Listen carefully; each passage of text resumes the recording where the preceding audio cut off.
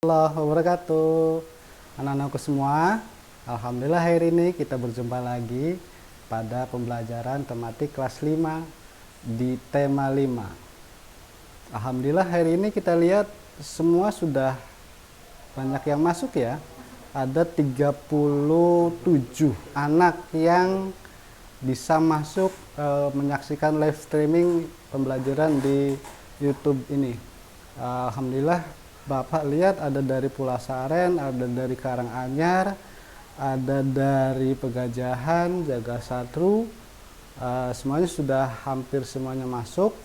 Tinggal nanti teman-teman yang belum masuk segera masuk ya, supaya kita tidak ketinggalan dalam menyaksikan pembelajaran yang nanti akan disampaikan pada hari ini. Gimana anak-anak hari ini? Kabarnya baik? Tetap semoga baik dan tetap sehat ya. Jangan lupa kita tetap jaga kesehatan supaya kita terbebas dari segala penyakit yang ada di dunia ini.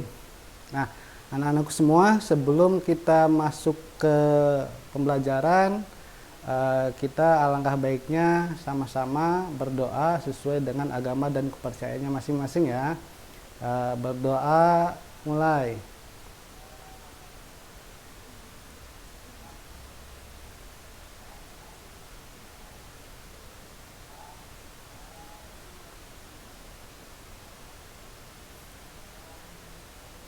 Ya, selesai. Terima kasih. Semoga nanti kita mendapatkan ilmu pengetahuan yang baik atas pembelajaran kita hari ini. Anak-anakku semua, sebelum kita masuk, siapkan dulu ya alat-alatnya, buku, pulpen, dan buku temanya kita lihat. Supaya apa? Supaya nanti kita sambung materinya, saling berkaitan antara apa yang nanti disampaikan dengan apa yang nanti Bapak terangkan, sehingga kita dapat dimengerti semua. Nah, anak-anakku, kita masuk ya. Pada saat ini kita masih berada di tema 1, subtema 2, yaitu manusia dan lingkungan. Nah, anak-anakku, tujuan pembelajaran kali ini yang nanti akan Bapak sampaikan, yang pertama adalah mampu mengolah informasi dari bacaan dan menentukan ide pokok dari setiap paragraf. Kemudian yang kedua, kita mampu menganalisa sikap-sikap yang sesuai dengan sila-sila Pancasila. Kemudian yang ketiga, kita mampu menyebutkan karakteristik keadaan alam bangsa Indonesia. Nah, itu tujuan yang kita akan capai di pembelajaran kita kali ini. Nah, anak-anakku, kali ini kita lihat peta Indonesia yang ada di layar smartphone kalian ya. Nah, kita lihat bahwa Indonesia merupakan bangsa yang dikaruniai oleh Tuhan Yang Maha Esa dengan sumber daya alam yang sangat beragam dan sangat melimpah. Nah, kenapa? Karena Indonesia itu merupakan negara yang mempunyai sumber daya alam yang banyak dan melimpah, dan ini potensinya masih belum dimanfaatkan dan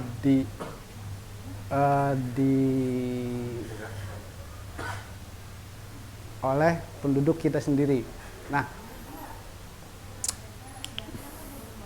kita lihat bahwa pada di tema kedua, tema 1 di subtema 2, yaitu pembelajaran di pembelajaran ketiga, bahwa ada Pak Anto dan Beni yang sedang memperhatikan di lingkungan alam sekitarnya. Di lingkungan alam sekitarnya, Pak Beni dan Pak Anto memperhatikannya bahwa di sebelah timur ada air sungai yang mengalir, yang jernih dan deras. Kemudian di sebelah baratnya terbentang ladang sayur yang luas. Kemudian sebelah utaranya berbaris perbukitan yang ditumbuhi berbagai pohon. Adapun di sebelah selatan terdiri dari gunung yang berdiri tegak sebagai tempat hidup berbagai tumbuhan dan satwa.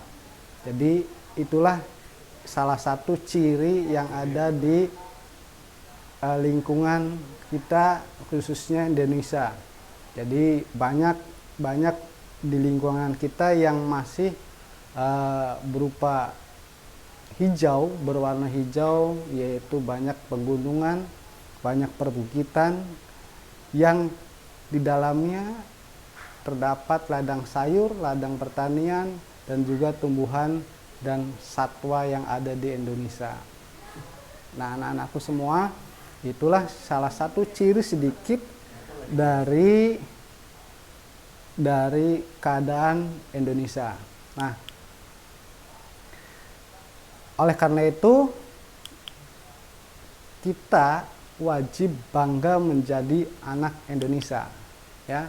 Maka untuk lebih mengenal keberagaman negara Indonesia, kita perhatikan peta berikutnya.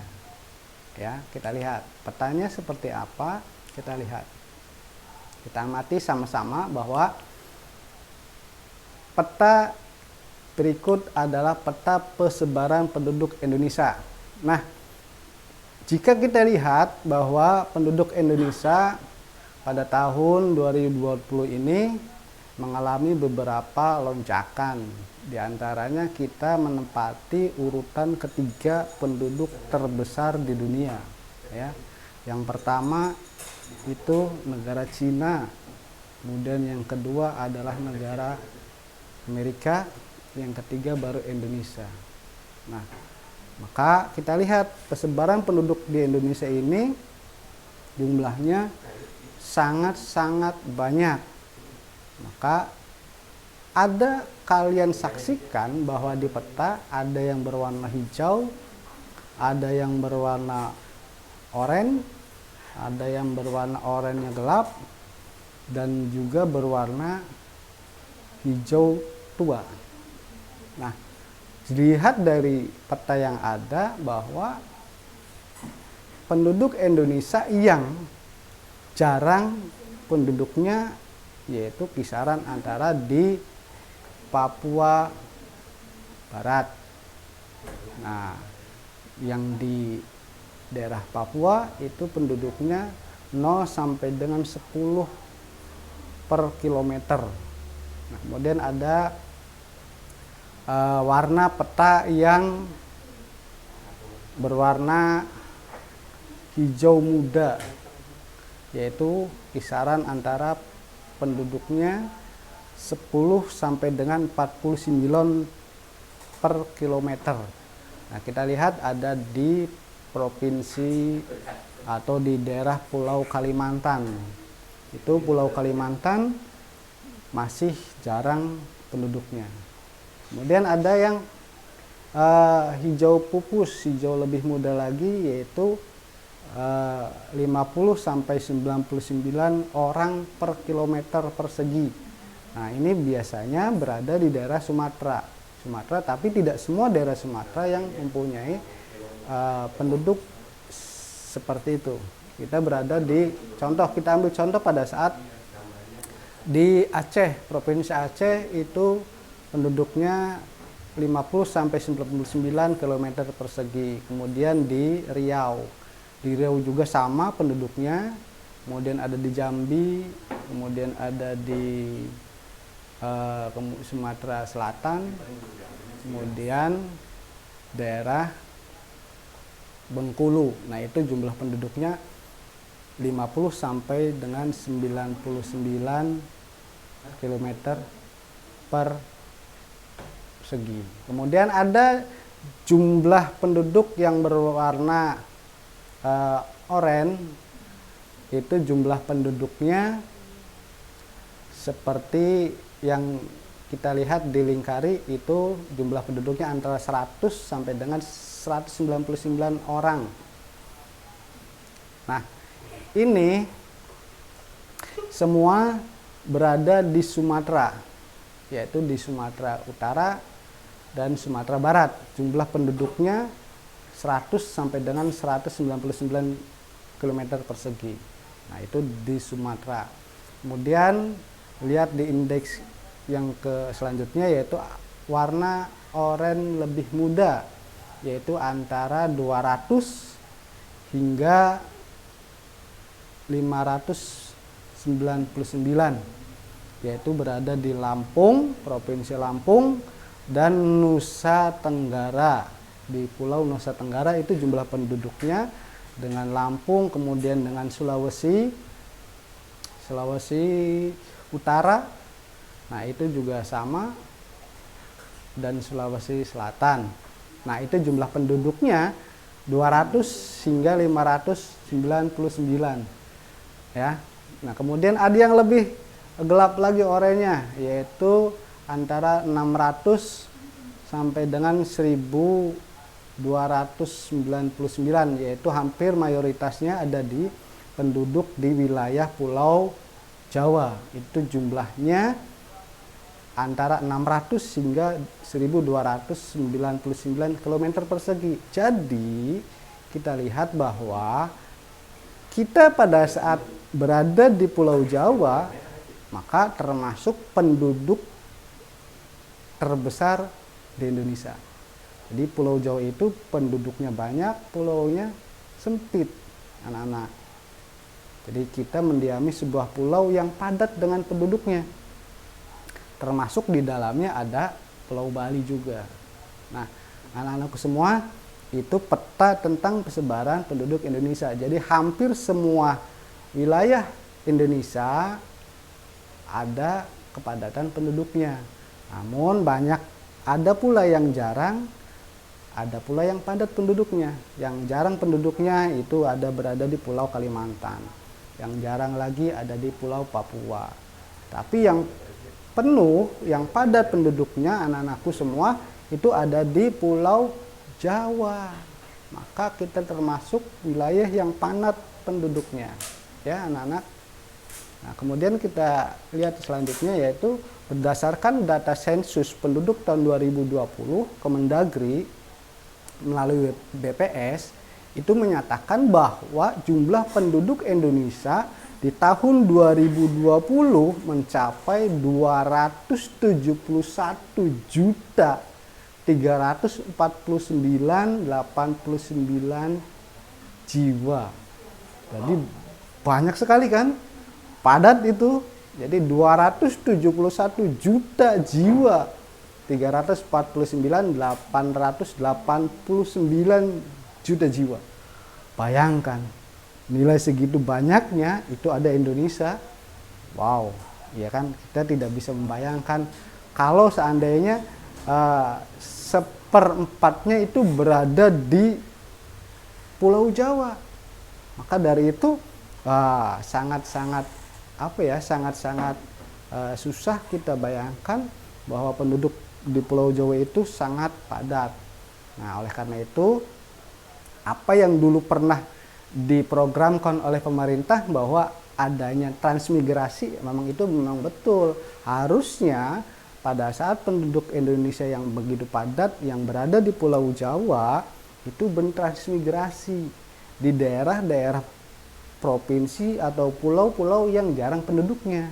Nah, kalau program ini terus berlanjut dan dilaksanakan oleh pemerintah, maka persebaran penduduk di Indonesia akan sama, akan merata, tidak bertumpu di satu pulau, anak-anakku.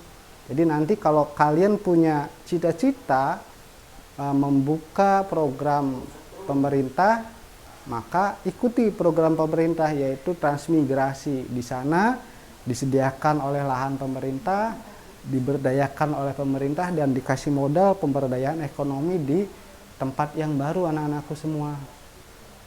Ya. Jadi sekali lagi, penduduk Indonesia tahun 2020 mencapai 271.349.889 jiwa, anak-anakku, ya.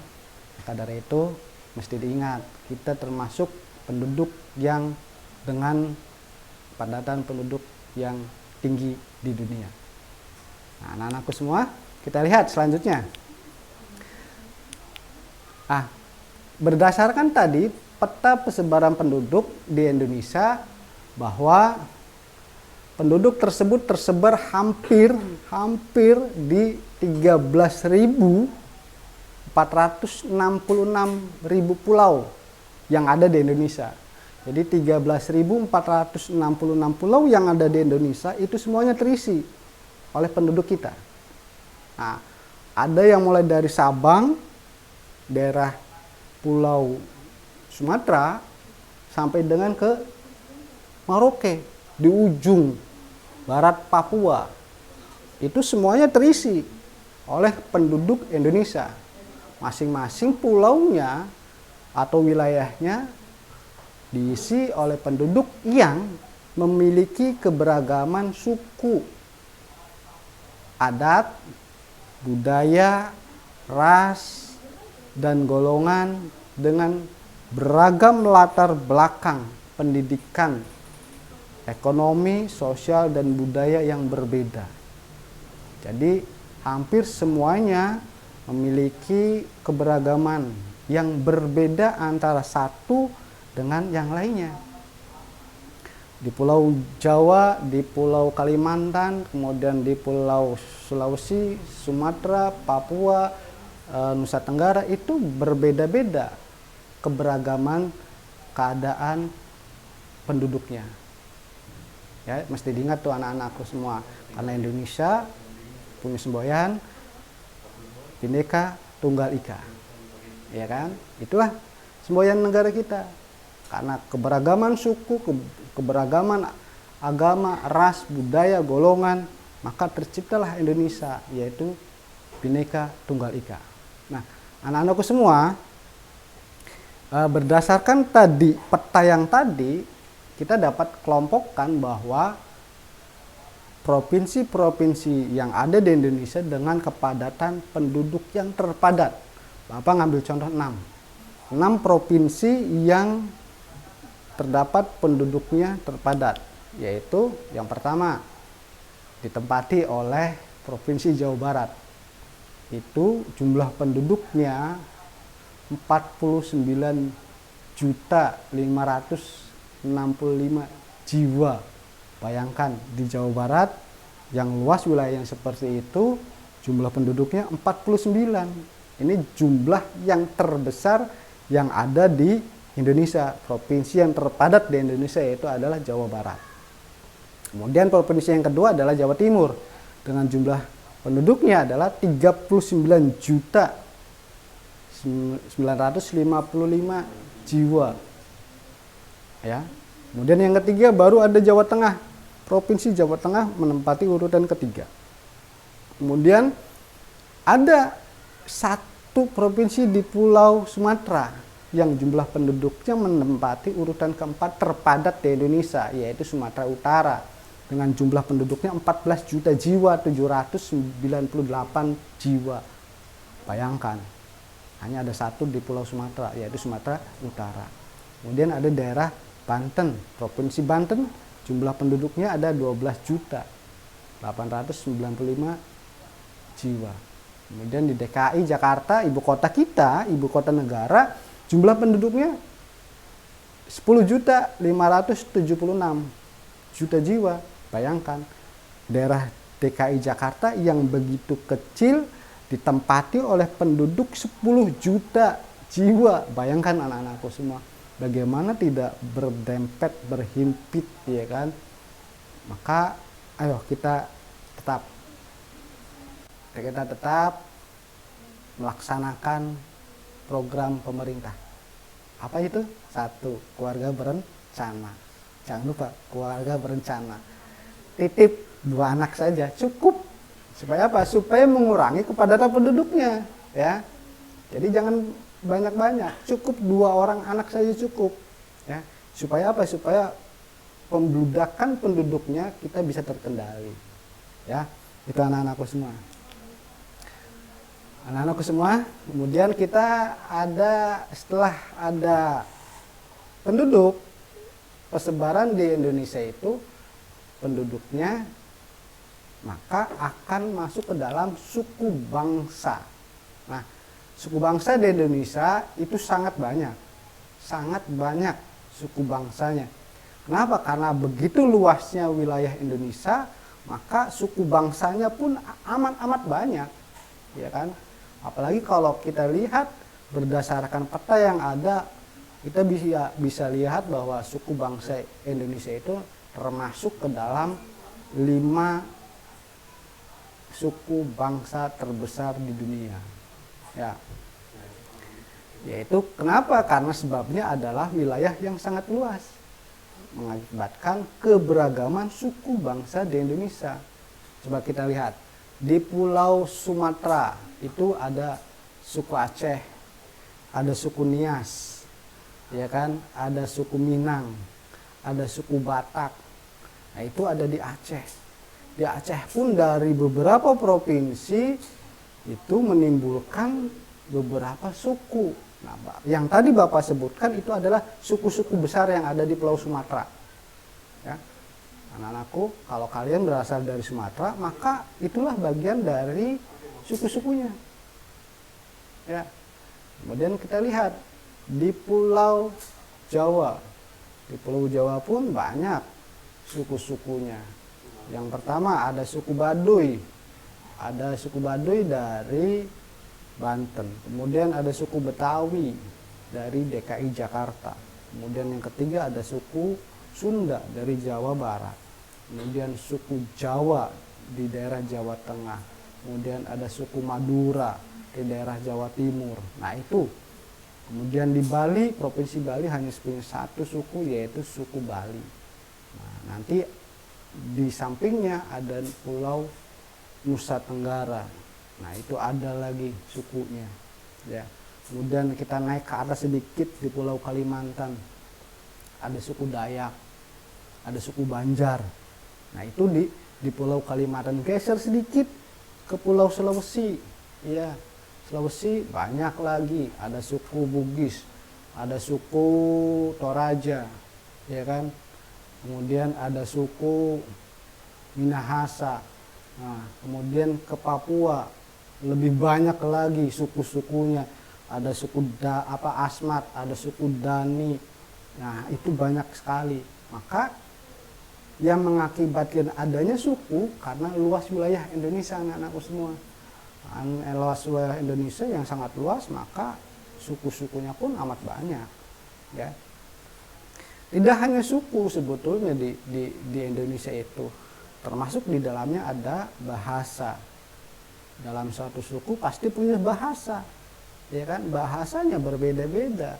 Ada bahasa Aceh, bahasa Minang, bahasa Batak, bahasa Nias, itu berbeda-beda, ya kan? Kemudian di Jawa juga banyak, ada bahasa Betawi, ya kan? Ada bahasa Sunda, ada bahasa Jawa, termasuk di wilayah kita sendiri sudah dikategorikan termasuk ke dalam sebuah suku, yaitu suku Cirebon. Nah, Cirebon termasuk bagian dari suku di Indonesia dengan bahasanya bahasa Cirebon. Nah, itulah Indonesia, ya. Jadi setelah ada suku pasti ada bahasa, setelah ada bahasa pasti ada pakaian adat yang berbeda-beda macam, yang berbeda-beda bentuk, yang berbeda-beda variasi, yang begitu indah dipandang mata. Itulah pakaian adat Indonesia. Setelah pakaian adat juga akan ada namanya senjata tradisional. Senjata tradisional suku-suku di Indonesia macam-macam. Begitu banyaknya. Ya, setelah pakaian adat, kemudian alat tradisional, kemudian yang terakhir ada apa? Lagu daerah. Lagu daerah pun akan mengilhami suku-suku tersebut. Ya kan? Dari suku-suku tersebut akan mengeluarkan lagu-lagu daerahnya, ya kan? Banyak lagu-lagu daerah dari Sabang sampai Merauke itu lagunya berbeda-beda, tapi tetap dalam satu wilayah Indonesia. Ya, anak-anakku semua. Kita lihat anak-anak, dalam persebaran suku di Indonesia, Bapak akan kasih cuplikan, yaitu suku-suku besar yang ada di Indonesia yang tadi Bapak sampaikan berdasarkan peta yang tadi, maka Bapak akan klasifikasikan menjadi 5 suku besar berdasarkan pulau-pulau terbesar di Indonesia. Yang pertama, kita berada di Pulau Sumatera dengan suku Aceh, suku Melayu, suku Batak, suku Nias, suku Minang. Nah, inilah gambar-gambarnya, pakaian adatnya, kemudian ada senjatanya, ya kan, senjatanya, kemudian juga bahasanya. Nah, ini yang ada di Sumatera ini lebih dari 5 sebetulnya, banyak anak-anakku semua. Saking banyaknya, Bapak cukup 5 sajalah ngasih contohnya. Nanti kalian bisa catat sendiri, kalian bisa cari sendiri, kalian bisa eksplor sendiri suku-suku yang ada di Pulau Sumatera, ya anak-anakku. Nah, kemudian ada di Pulau Jawa. Kita lihat di Pulau Jawa, yang pertama ada suku Baduy, kemudian suku Betawi, Sunda, Tengger, Madura. Itu semuanya ada di Pulau Jawa, anak-anakku semua. Suku Baduy ada di Banten, kemudian suku Betawi ada di daerah Jakarta, suku Sunda di Jawa Barat, suku Tengger ada di daerah Jawa Tengah, Jawa Timur, di Madura, Jawa Timur. Nah, itu suku-suku di Indonesia yang ada di Pulau Jawa. Kemudian ada lagi anak-anakku semua, suku besar yang ada di Pulau Bali. Bapak cuma gambarkan cuma masuk 1. Kenapa? Karena Bali mempunyai 1 suku tapi banyak anak cabangnya. Maka Bapak sampaikan, Bapak tuliskan 1 saja di suku Bali. Nah, anak-anakku. Nah, kemudian suku apalagi anak-anakku semua, kita lihat bahwa salah satunya di antaranya yaitu di Pulau Sulawesi.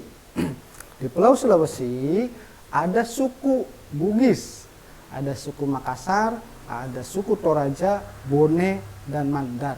Dan semuanya ini ada di Pulau Sulawesi. Di mana Pulau Sulawesi? Di sebelahnya Pulau Kalimantan, anak-anak. Kalau kalian tidak tahu. Jadi Pulau Sulawesi itu berada di sebelah Pulau Kalimantan. Ya kan? Nah, sedangkan Pulau Kalimantan itu sendiri, sukunya kita lihat ada suku Dayak, ada suku Hakka, ada suku Banjar, dan ada suku Maratus. Itu semuanya ada di Pulau Kalimantan. Nah, lihat tuh pakaian adatnya berwarna-berwarni, berbagai macam. Ada di Pulau Kalimantan, ada di Pulau Sulawesi. Kemudian kita berada di ujung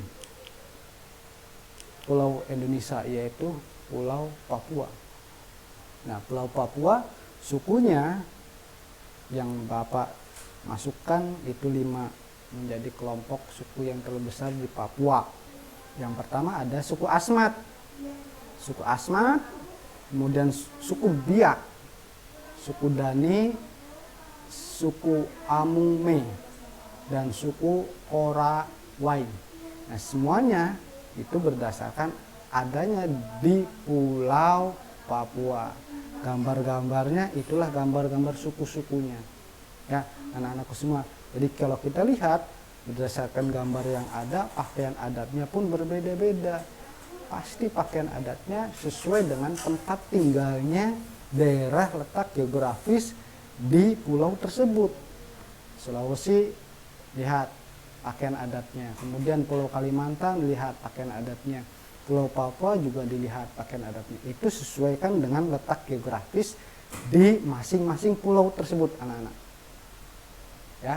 Setelah ada suku bangsa di Indonesia, nanti kita lihat nih sebarannya apa lagi yang ada di Indonesia, yaitu tentang agama di Indonesia. Ya, anak-anak semua, kita lihat bahwa agama yang ada di Indonesia itu tetap berdasarkan undang-undang yang ada di Indonesia dan peraturan yang ada di Indonesia, bahwa Negara Kesatuan Republik Indonesia mempunyai 6 agama yang boleh dianut oleh masyarakat Indonesia. Yang tidak beragama tidak diperkenankan tinggal di negara Indonesia. Jadi kalian semua mesti punya agama. Ya. Jadi 6 agama yang dibolehkan oleh pemerintah. Apa saja agamanya? Yang pertama ada Kristen, ada Islam. Kemudian ada Kristen, ada Katolik, ada Buddha, ada Hindu, ada Konghucu. Jadi 6 agama terbesar di Indonesia ya ini. Dan 6 agama yang diakui oleh pemerintah.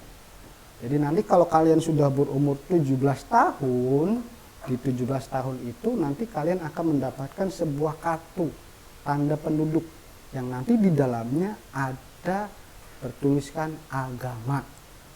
Nanti di situ ditulis agama sesuai dengan agamanya kalian semua.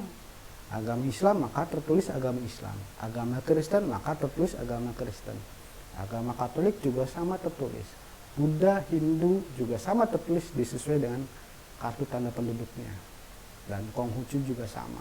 Jadi yang tidak mempunyai agama dilarang berdiam tinggal di negara Kesatuan Republik Indonesia. Kenapa? Karena tidak sesuai dengan Undang-Undang Dasar 1945 yaitu pasal 29. Anak-anakku semua ya. Jadi kita lihat 6 agama yang diyakini oleh masyarakat Indonesia. Nah, adapun dari 6 itu adalah Islam menjadi agama dengan jumlah pemeluknya terbesar di Indonesia. Jadi agama Islam merupakan agama yang pemeluknya terbesar di Indonesia, ya. Jadi tidak salah kalau di Indonesia itu banyak masjid, banyak surau, banyak musola. Kenapa? Karena Indonesia mayoritas penduduknya terbesarnya adalah Islam. Dan Islam di Indonesia juga termasuk terbesar di dunia, anak-anak semua. Jadi kita mesti bangga beragama Islam, ya. Tapi tidak pula kita harus menghormati agama-agama yang lain. Tidak boleh memaksakan agama yang lain. Tidak boleh melarang untuk mereka-mereka yang berbeda agama untuk melaksanakan ibadahnya. Dan kita tidak boleh mengganggu agama-agama yang lain yang sedang melakukan upacara adatnya. Ya, anak-anakku. Kenapa? Karena Indonesia harus tetap menjaga persatuan Indonesia dengan cara apa?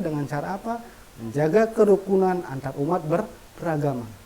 Ya, tidak boleh saling membenci dengan agama yang lainnya.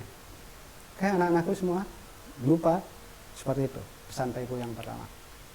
Nah, kita lihat setelah kita menyaksikan tentang agama terbesar di Indonesia, kemudian pulau-pulau penduduk di Indonesia, kemudian suku bangsa di Indonesia, pernahkah kalian berwawancara?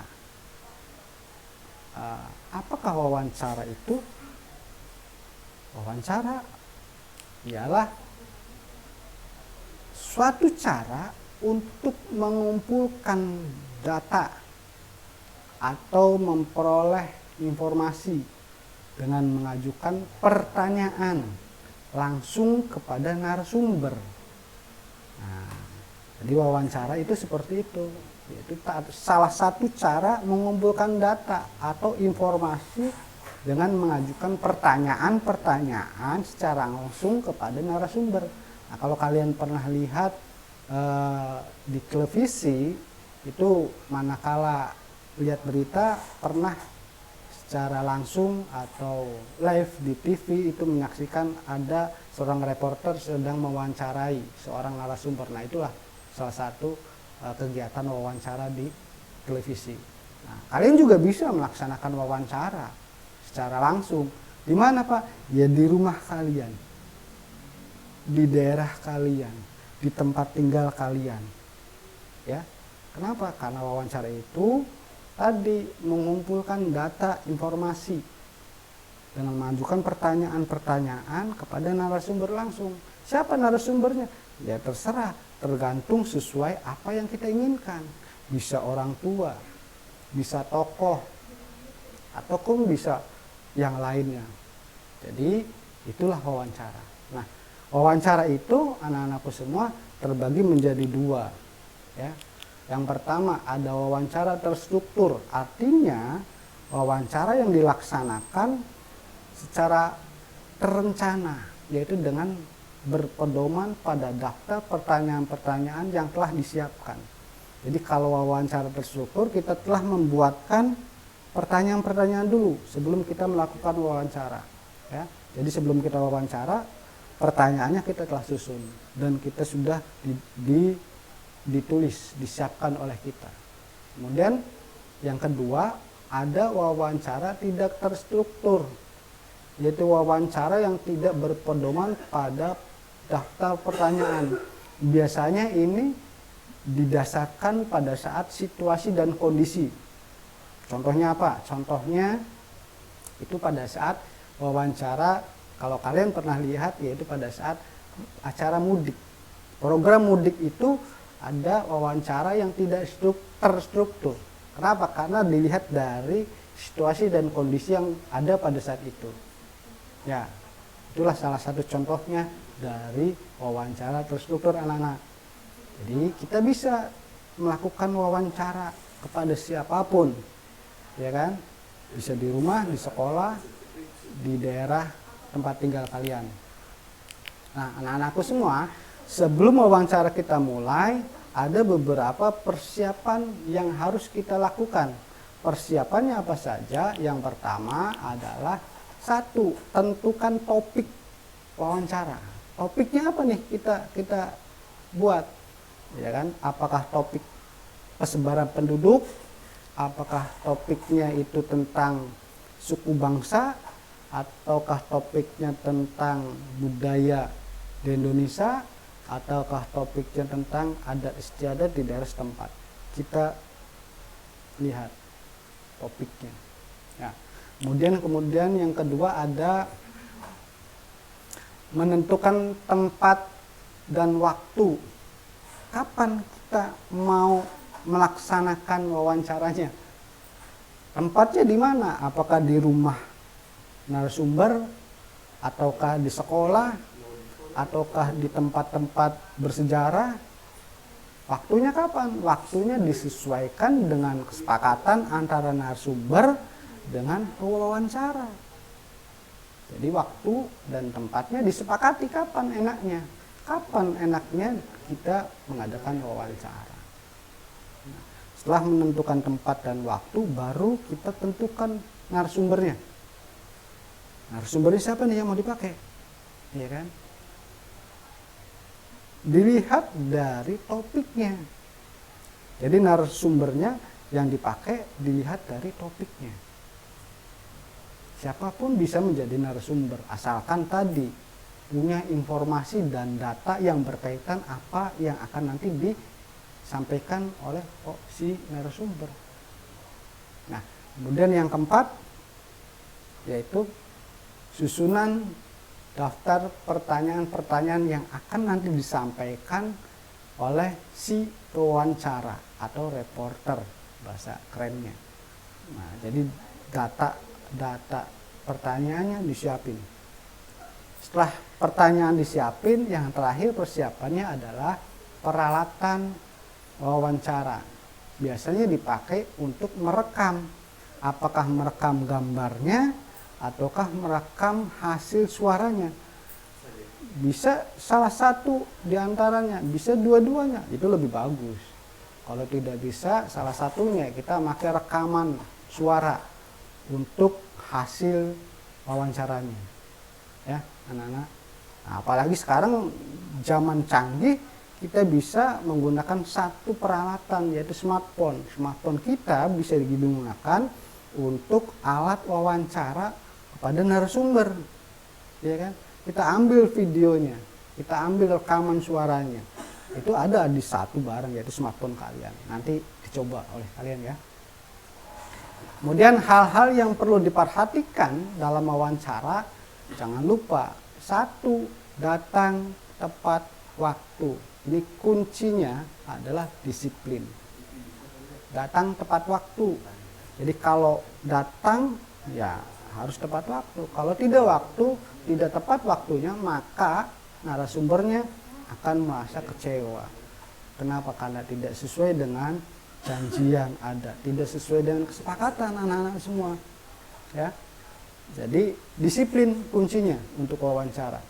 Kemudian yang kedua, jangan lupa bahwa dalam wawancara itu satu, kita harus sopan santun tetap dijaga.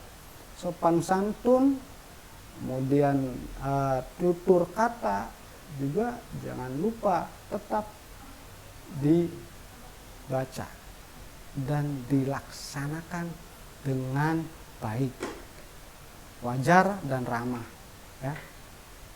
Kemudian yang ketiga, anak-anakku semua, yaitu menghindari pertanyaan-pertanyaan yang bersifat pribadi.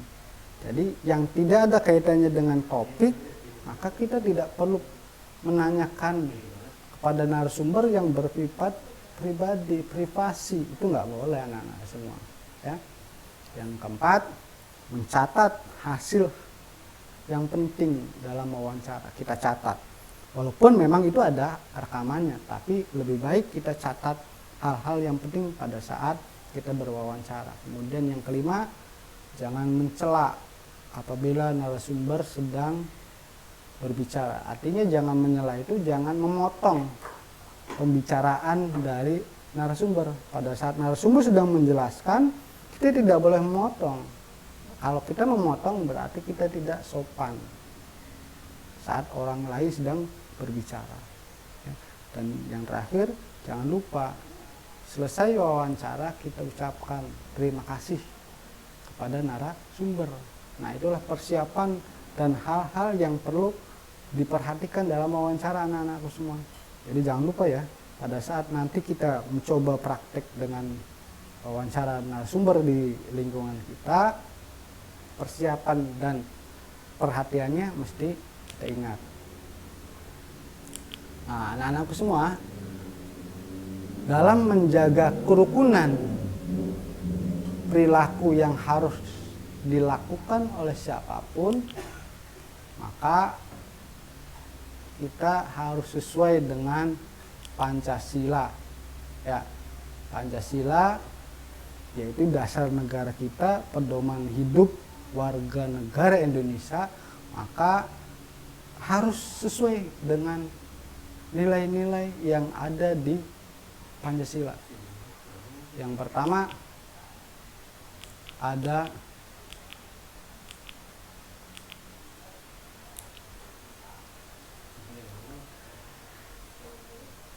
yang sila pertama, yaitu bebas memeluk, menjalankan agama, tidak memaksakan agama, menghormati dalam beragama.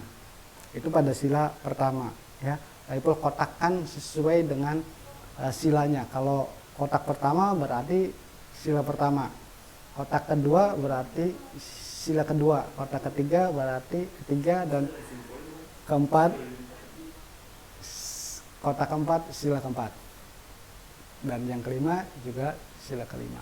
Nah, pada saat di kotak pertama, yaitu sila pertama, bebas memeluk, menjalankan agama, tidak memaksakan agama, dan menghormati dalam beragama. Jadi anak-anakku semua, pada saat kita menjadi seorang manusia Indonesia, maka kerukunan dalam beragama harus tercipta sesuai dengan sila pertama, ya anak-anakku semua. Kemudian yang kedua, sila kedua yaitu berteman tanpa membedakan latar belakangnya, tidak berpihak, menjenguk orang yang sakit, dan membantu orang saat kesusahan. Nah, ini sila kedua. Kemudian sila ketiga, Persatuan Indonesia, yaitu kolom ketiga, kotak ketiga, yaitu tentang gotong royong, kerja kelompok, mencintai kebudayaan daerahnya sendiri, serta mencintai produk buatan dalam negeri. Nah, di sila ketiga ini, Persatuan Indonesia harus tetap terjaga anak-anak semua dalam keadaan apapun, ya. Jangan lupa, dalam keadaan apapun, sila ketiga yaitu Persatuan Indonesia tetap harus kita laksanakan. Gotong royong, kerja kelompok, mencintai kebudayaan daerah, kemudian mencintai produk-produk dalam negeri. Nah, ini yang harus kita laksanakan, harus kita lakukan untuk menjadi Indonesia yang utuh. Kemudian sila keempat yaitu musyawarah untuk mufakat, menghargai pendapat orang lain dan tidak memaksakan kehendak dan bertanggung jawab. Ini sila keempat. Kerakyatannya dipimpin oleh hikmah kebijaksanaan dalam permusyawaratan perwakilan. Nah, ini sila keempat. Ya. Jadi musyawarah untuk mufakat. Manakala kita bertikai atau manakala menemukan permasalahan di dalam suatu kelompok, maka caranya adalah musyawarah untuk mencapai mufakat. Kemudian menghargai pendapat orang lain, tidak boleh memaksakan kehendak, tidak boleh dan tidak bertanggung jawab. Jadi kita harus bertanggung jawab. Kemudian sila yang kelima pada Pancasila yaitu memiliki kedudukan yang sama di muka hukum, melaksanakan pembangunan dan menikmati hasil-hasil pembangunan secara bertanggung jawab, yaitu sila kelima, keadilan sosial bagi seluruh rakyat Indonesia. Jadi rakyat Indonesia semuanya mempunyai kedudukan yang sama di muka hukum, tidak dibeda-bedakan. Kemudian melaksanakan pembangunan, kita berpartisipasi, anak-anakku semua berpartisipasi dalam membangun negara Indonesia serta menikmati hasil pembangunan secara bertanggung jawab. Nah, itulah beberapa poin perilaku yang sesuai dengan Pancasila, anak-anakku. Dari sila pertama, ketuhanan yang Maha Esa, kemudian yang kedua, kemudian yang ketiga, sampai dengan kelima, sila kelima. Nah, itu kita coba terapkan dalam kehidupan kita sehari-hari. Ya, jangan lelah, jangan merasa capek, tapi tetap dalam keadaan apapun kita berusaha untuk sesuai dengan Pancasila. Ya, anak-anak. Nah, kemudian ada beberapa contoh yang tidak sesuai dengan nilai-nilai Pancasila. Nah, ada Pak Ipul golongkan 3 lingkungan. Ya, ada sekolah, ada rumah, ada masyarakat, anak-anakku semua. Kita lihat. Yang pertama di sekolah, anak-anakku. Di sekolah, walaupun kita belum sekolah ya anak-anak, tapi tetap suatu saat nanti pada saat kita sudah dibuka sekolahnya, kita akan tetap masuk. Dan harus ingat anak-anakku semua bahwa perbuatan-perbuatan berikut ini yang tidak sesuai dengan Pancasila. Apa saja? Yang pertama, menyontek, anak-anakku semua. Nah, ini kebiasaan buruknya kita semua selaku siswa, banyak nyontek. Nyontek pada saat belajar, nyontek pada saat ulangan, nyontek pada saat tes. Nah, ini hilangkan. Mulai dari saat ini kita hilangkan budaya mencontek dalam hal apapun. Tapi ayo kita laksanakan dengan sikap jujur. Ya, anak-anakku, jujur. Kenapa? Karena jujur itu adalah hebat. Ya, karena jujur adalah berani. Nah, di sekolah setelah menyontek biasanya yang terjadi yang tidak sesuai dengan nilai-nilai Pancasila yaitu adalah yang kedua, berkelahi dengan teman. Biasanya ini kaitannya dengan yang ketiga, yaitu mengejek. Ejek-ejekan oleh teman, akhirnya kemudian membuli, kemudian teman yang satu dia tidak terima, maka akhirnya akan berkelahi, saling pukul, ya kan? Nah, ini nggak boleh terjadi oleh kita semua. Kenapa? Karena tidak sesuai dengan pengamalan Pancasila. tidak sesuai. Kenapa? Karena kita harus hidup rukun dimanapun berada, baik di sekolah, apalagi di sekolah, ya kan. Pada saat kita belajar, ya kita tetap harus belajar sesuai dengan keinginan kita belajar. Kemudian di lingkungan yang kedua, yaitu lingkungan rumah. Di lingkungan rumah, yaitu perilaku yang tidak sesuai adalah berbohong kepada orang tua. Nah ini, maka salah satu perbuatan yang kadang-kadang tanpa sadar kita melakukannya, yaitu berbohong kepada orang tua. Nah kalau kita sudah berbohong, lambat laun akan terbiasa. Ya, anak-anakku semua, hilangkan sifat berbohong, apalagi kepada orang tua kita. Ya, orang tua kita bukan dibohongi, tapi harus dibantu dengan kejujuran kita. Jujur itu hebat, jujur itu pahit, tapi ujung-ujungnya akan mengasihkan. Maka mulai dari sekarang hilangkan sedikit demi sedikit kita untuk tidak bohong kepada orang tua kita. Ya. Kemudian yang kedua, di lingkungan rumah, yaitu tidak membantu pekerjaan orang tua di rumah, alias malas.